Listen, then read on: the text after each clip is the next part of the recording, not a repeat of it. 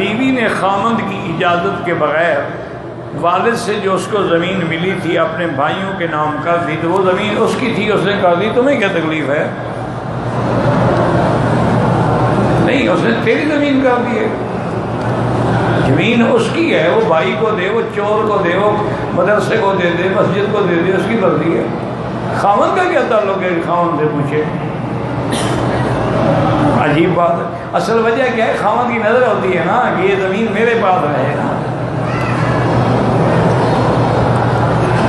بہن بھی سوچتی ہے کہ جب کسی دوسرے کو بیٹے کو دینی ہے تو اپنے بھائی کو نہ دے دوں، کہ خاوند تو کسی اور کا بیٹا ہے نا۔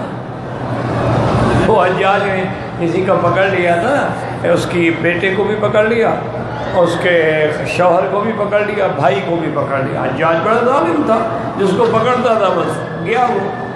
تو وہ عورت جو ہے وہ جناب آئی اور اس نے فریاد کی حجاج سے۔ حجاج کسی موڈ میں بیٹھا تھا تو بڑا موڈی آدمی نا، وہ بہت بڑا ادیب بھی تھا، خطیب بھی تھا، لیکن ظالم بھی تھا۔ حتیٰ کہ علماء نے لکھا ہے ظالم هذه الامہ، حضور کی امت کا سب سے بڑا ظالم حجاج۔ وہ جناب یہ ہے کہ عورت نے جب فریاد کی اس کے موڈ آ گیا، اور نے کہا دیکھو بات سنو، زیادہ بامیلہ مت کرو، تمہارا شوہر بھی گرفتار ہے، بیٹا بھی، بھائی بھی، ان تین میں جس ایک کو کہو گی میں چھوڑ دوں گا۔ تو اس نے کہا میرے بھائی کو چھوڑ۔ اس نے کہا ٹھیک ہے، لیکن اس نے کہا بات سنو، یہ تم نے بیٹے کی سفارش بھی نہیں کی، خامد کی بھی نہیں کی، بھائی کی کیوں کی؟ اور اس نے کہا حجاج الزوج موجود والولد مولود والاخ مفقود، وہ بھی کوئی بلا ہو۔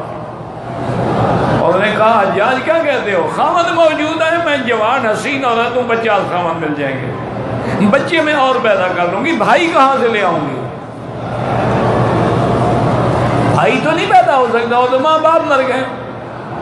حجاج نے کہا اس کے تینوں چھوڑ دو، یہ اتنی فصیح بلیغ عورت ہے، اس کو انعام دیتا ہوں، تینوں کو چھوڑ دو۔ تو بھائی تو بس بھائی ہوتے ہیں، دے دی بھائیوں کو، تمہیں کیا تکلیف ہے بھائی؟